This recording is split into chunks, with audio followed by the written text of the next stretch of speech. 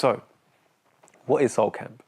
Soul Camp is a process that I created having guided 20,000 people through initiatory experiences over the last 10 years. Now, I believe the reason why you're here and why 95% of the planet don't even make it to this threshold where they even begin to answer the question, why am I here? How do I serve? And who am I?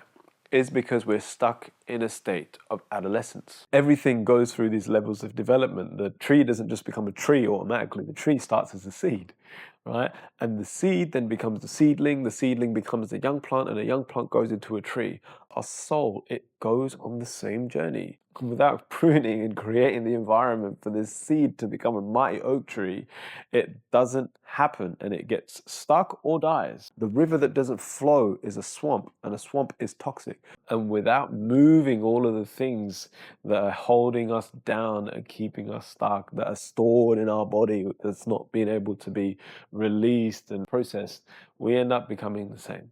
So I'm here on a mission to help people get to adulthood, right? And you might think, well, I've got a driving license, I have a job, I have been drinking and partying, and I've been able to do that since I was 18, might make you an adult. But for me, adulthood is beyond a job title. Adulthood is beyond any societal norms or descriptions. For me, I'm trying to raise the standard of what it means to be an adult. And for us to understand what it means to be an adult, it's important for us to understand what it means to be a child. At the child level, we are egocentric, right? We're inherently narcissistic because we can't support anyone outside of ourselves. So children only have an awareness that is very myopic, right? It cannot see beyond itself. And as they evolve and become adolescents, then they start to identify other people and start to see themselves as a member of a community. And that's what creates a more tribal psychology, right? That's why we see red versus blue, Democrats versus Labour, Manchester City versus Man United, Barcelona, Real Madrid. Like, all of these perspectives are how the adolescent sees the world. It's either I support those who look like me or who I want to be like, right? And anyone outside of that is discarded and is seen as not part of this circle that the adolescent philosophy and psychology has created. Now, when we start getting to adulthood, our soul starts to come online. And what that means is we not only see ourselves as children and adolescents, we've integrated all of the necessary lessons from those stages, but we also start to see ourselves as part of a wider ecology, right? We're connected to land, we're connected to soul, we're connected to spirit. And being able to live life in an ensouled way requires a deep level of trust, a deep level of surrender, knowing that the soul and the guiding force and the voice that's brought you here is enough to take you to wherever it is you need to go. So when I say spirit-led and soul-rooted, what I mean is being in such a deep level of trust and surrender, such safety that we can actually allow the animate force of life to move through us. To give you a bit of an overview of what the process entails, Friday is all about creating psychological safety, mind. We use an archetypal framework based on Jungian psychology to understand the shadow. Now, the thing about the shadow is it's not something that we necessarily understand ourselves. If we did, it wouldn't be in our shadow. It would be conscious, not unconscious. The shadow is something that other people are more likely to see. So there's a framework that allows us to unearth the shadow so we can shine a light on it. And by using a group process, it allows us to see the places that we're subconsciously leaking energy and as a result, losing life force. And on Saturday, we focus on the body, right? How do we develop a healthy relationship with our nervous system? How do we fully complete emotional processes? And we use a martial arts technique called rondori that allows us to activate our sympathetic nervous system responses. So fight, flight, freeze, or fawn. And when that happens, we see in real time how we respond to stress, how we respond to activations. The beauty of this is that the body is responding in ways far quicker than our mind can do. So you get to see for yourself in real time the ways that you self-sabotage yourself, the ways that you undermine your own success, the ways that you get in the way of having deep intimacy with other people. And because we work primarily with the body and we don't really do much work around the mind, and then we start to see this is how my animal body responds to the world and environment around me. So using our grace model, we allow, once these stress responses are activated, emotional processes to fully complete. Now, my personal belief is, as I mentioned earlier, we are stuck in a culture of adolescence. This is because most people don't actually know how to feel their feelings and fully complete emotional processes. And what I've developed is a model that allows us to complete emotional cycles. What happens when people cry often? You probably see them close up their face, right? There's so much shame and guilt associated with sadness, with grief, with guilt, with shame. And these are feelings that we've exiled from our culture and seen them as not welcome, right? And when we do that, we create congestion, we create compression. And the grace model allows us to move through those emotional cycles by allowing them to complete themselves. Through the somatic process called Game with No Name, we allow ourselves to see what happens when our stress response is activated. So the grace model, I'll just explain it for you really quickly. The first is G, grounding, okay? That means coming back to senses, coming back to breath. Once we feel grounded, once we've reconnected back to our breath, we then respond. Where is this energy in my body? There's a tightness in my chest. And when we respond to the energy, when we locate it through somatic tracking, we then animate it, we bring life to it, because that's how we feel feelings all the way through. Without animating the emotion using shaking, tapping, any sort of somatic practices, then it just ends up being stuck there. Once we've animated the emotion, shaken it out, moved it through, then we can come back to C, center, right? We're back in the now. And when we feel centered and we feel a little bit more rooted and we've allowed the emotional process to complete itself, only then do we engage. Now, do we engage with love, curiosity, play? That's up to what the moment needs, right? But what happens in the day-to-day? We probably just go ahead and engage, right? Even though we've got this whole state of dysregulation going on in our body. So using the grace model, using the somatic tools, and then using the exercises that allow us to activate our stress responses, we then get to see in real time what happens when our holding patterns arise. And we get to channel all of the life force that was going into maintaining a rigid identity or suppressing emotion into our creativity, into our connections, into our community. And we start to feel a lot more animated and turned on by life. So Friday, we work on the mind and create psychological safety. And then Saturday, we start to connect deeply with our body. And on Sunday is soul day.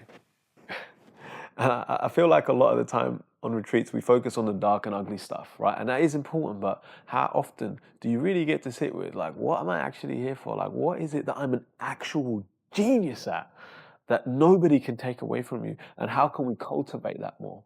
Right? Because that's where all of this leads. It leads into a fuller expression of who you are.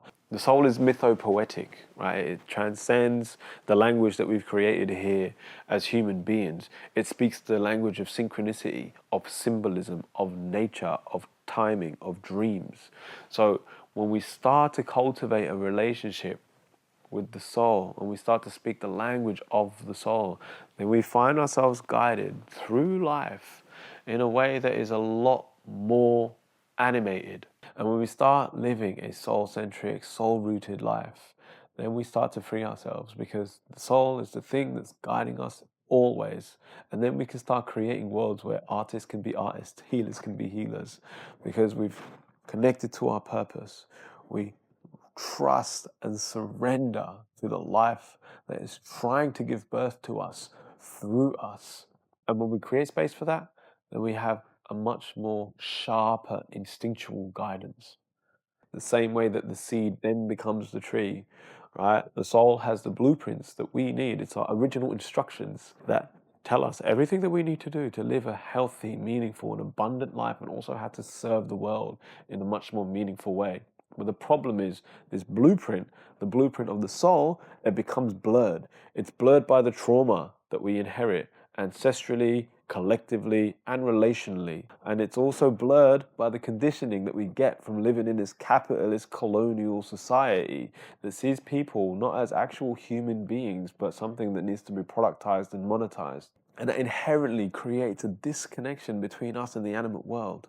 So when we align mind, when we align body, and when we align soul, together they start to work in unison. And we do that using a ritual process that connects us to spirit. And then and only then do we actually start to live lives that make sense, cohesive lives where we're living in alignment, right? So we have to work with the mind, we have to work with the body, and we have to work with the one thing that goes everywhere with us in this lifetime and the next, because the mind will go, the body will go, but the soul always stays.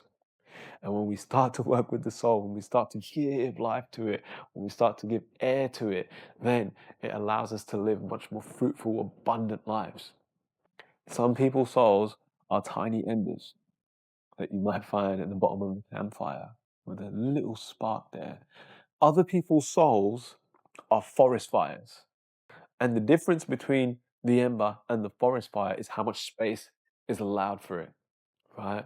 That's why we say the best ability is availability. And with all the congestion, the trauma, the conditioning, we are not available. We cannot hear the whisper of God. Every way that you've grown and evolved and healed and expanded has come from you consistently sticking to some form of ritual practice, whether it's tantra, whether it's breath work, whether it's yoga, whether it's meditation, whether it's even getting a tattoo, right? All of these things are ritual processes. And I believe personally, we are in the age of the ritual revival. That is because this is mythically imprinted in us. We are designed and wired to do these things, so we remove our holding patterns and actually build bonds with our community and environment. Understanding the ritual process, not just cognitively, but as a felt experience, is what will allow you to support and scaffold your development and growth.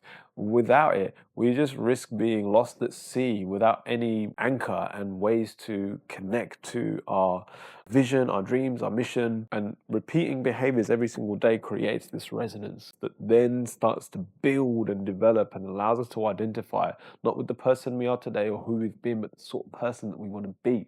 And going through these challenges, overcoming the obstacles, the bigger the challenge, the bigger the obstacles, the bigger the change, the more we can let go of all of the parts of ourselves that no longer serve us. All gardens get pruned. And just in the same way that we pull out the weeds from its root and prune the rose bush so it can become more beautiful, we do the same for ourselves, right? We live in this world of infinite growth and a trajectory that is just constantly growing and expanding, but without going down, without challenging ourselves, without disrupting our holding patterns, we risk just accumulating more and more and more and more and then creating more congestion.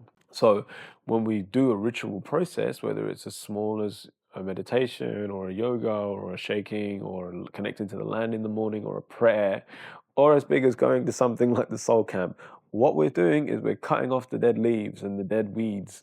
And once those die, they actually become the fertile ground. They actually nourish the matter of the earth. So then it can create more space and nutrients for the seedling to emerge. So if any of this resonated with you, if there's a part of you that's feeling the call, that's feeling the resonance, this is not a mind-led experience, right? This is soul and body-led. So if you're feeling this resonance, I encourage you to trust that. Here's how you can join. I would love to have you along on this journey. And if you have any more questions, you can get in touch with me here. And either way, I wish you all the best. Look forward to connecting with you in the not too distant future. If not, take care.